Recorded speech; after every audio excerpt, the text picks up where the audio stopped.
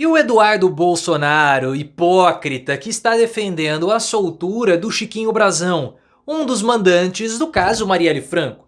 Eu não sei se o Eduardo ele só tá tendo um ataque hipócrita ou se ele tá com medo dele próprio ser preso com desdobramentos futuros de outras investigações, ou se ele teme que esse caso do Chiquinho Brazão possa pegar negócios obscuros da família Bolsonaro. Mas onde está aquele parlamentar que defendia que bandido bom era bandido morto? Agora tá falando que não pode moldar a moral? Ah, bananinha, faça-me o favor, isso ou é ataque de medo ou é ataque hipócrita. Mas o que você acha dessa posição do Eduardo Bolsonaro? É hipocrisia? É medo? Será que ele está tentando acobertar alguma coisa? Se você concorda comigo e acha que essa postura do Eduardo é deplorável, eu quero que você deixe o like no vídeo e também se inscreva no canal.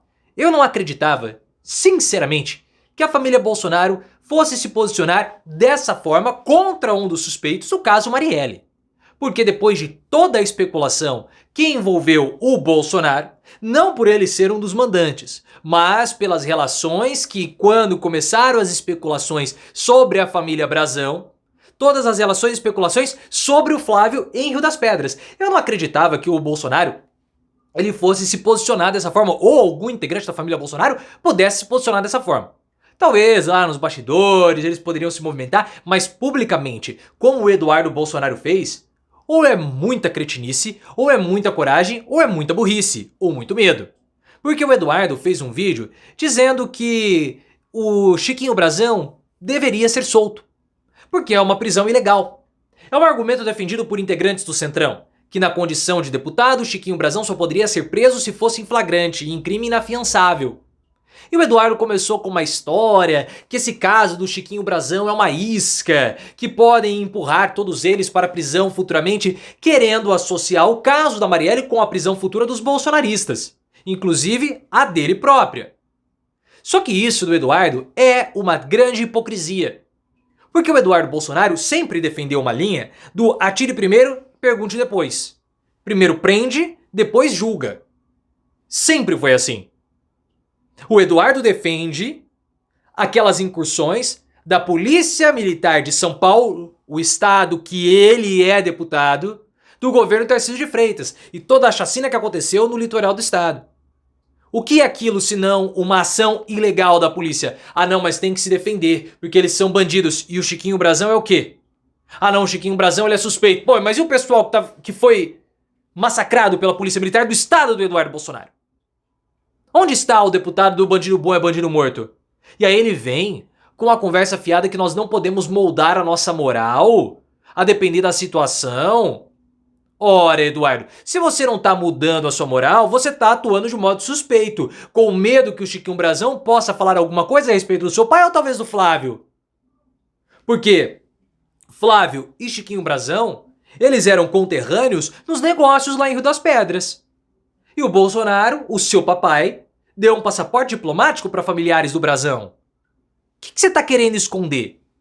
E aí vem o pessoal do PL, o Altineu Cortez, que é o líder do PL, do Rio de Janeiro também, no mesmo estado do Chiquinho Brazão e do Domingos Brazão, os mandantes do caso Marielle, é o que tudo indica, vem e fala a CNN Brasil que essa prisão do Brazão ela é uma prisão ilegal. Repetindo os argumentos do Eduardo. Só poderia ter sido preso em flagrante, só poderia ser atuado se fosse crime inafiançável, aquela bobagem toda. Mas o que eles estão dizendo? Ou o que eles estão fazendo? Eles estão dando um recado para o Alexandre de Moraes. Eles estão dizendo o seguinte: nenhum parlamentar vai ser preso pelo STF.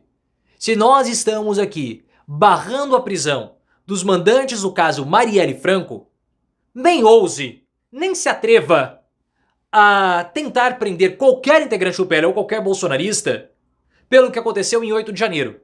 Porque isso não vai acontecer, você não vai prosperar na sua vontade. Esse é o ponto. Esse é o recado que está sendo muito bem dado dos bolsonaristas. É medo deles, medo em várias frentes. Tanto que o Arthur Lira também sabotou esse caso Marielle Franco, empurrou com a barriga essa votação, porque ele quer mandar um recado para a Polícia Federal. O Lira ele quer desacreditar as investigações da Polícia Federal, porque ele também está sendo investigado. O caso do Kits Robótica tem parte ali que não avançou. Faz mais de ano que tá parado. E o Lira ficou muito fulo da vida quando o Rivaldo, o delegado que acobertava o caso Marielle, desceu do avião sem algemas e o Chiquinho e o Domingos Brazão ambos desceram com algemas. E depois das operações da Polícia Federal, dentro do Congresso, dentro da Câmara dos Deputados, o Arthur Lira quis dar um recado. E ele tá querendo desafiar o STF. Esse é o objetivo. É o que está acontecendo. Então, para todos aqueles que falavam que esse caso deveria ser o ponto de partida para outras investigações, eu sinto dizer que vai ser muito difícil que isso aconteça. Muito difícil. Porque o caso Marielle Franco, ele revela uma trinca muito forte entre milícias, polícia e política no Rio de Janeiro. E há também a relação das igrejas evangélicas. Então mexer com esse caso do Domingos Brazão é tocar num caldeirão político que derruba todo o Rio de Janeiro, ou pelo menos uma parte considerável dele. Por isso que as pessoas, os parlamentares, vão evitar ao máximo que esse caso avance. E se eles puderem blindar o Chiquinho Brazão, melhor ainda. Eu citei a igreja evangélica e nós temos o caso do Malafaia. Uma das igrejas do Malafaia era utilizada por um dos associados, de um dos assessores do Domingos Brazão, para receber milicianos.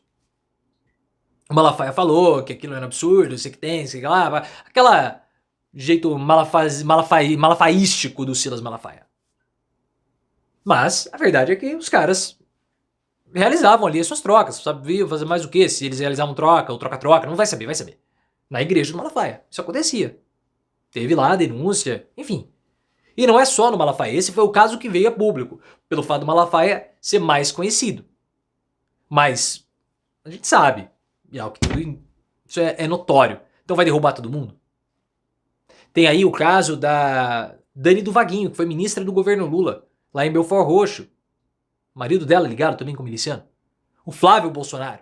O Flávio Bolsonaro tem negócios em Rio das Pedras, que era reduto da família Brazão. Então, se começarem as investigações lá em Rio das Pedras, pode acabar tropeçando em negócios do Flávio.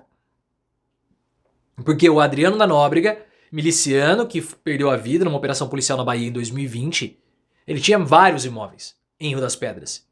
E dinheiro que era desviado pela rachadinha do Flávio Bolsonaro abastecia duas contas administradas pelo Adriano da Nóbrega, e tem reportagem do Intercept, do El País, falando que o Flávio, os recursos dele eram utilizados por construtoras da milícia para construir prédios em Rio das Pedras. E a gente sabe que a principal motivação suspeita para o caso Marielle Franco foi justamente a especulação imobiliária promovida pela milícia do Rio de Janeiro. Mas o Eduardo nunca enganou ninguém, né? Nunca.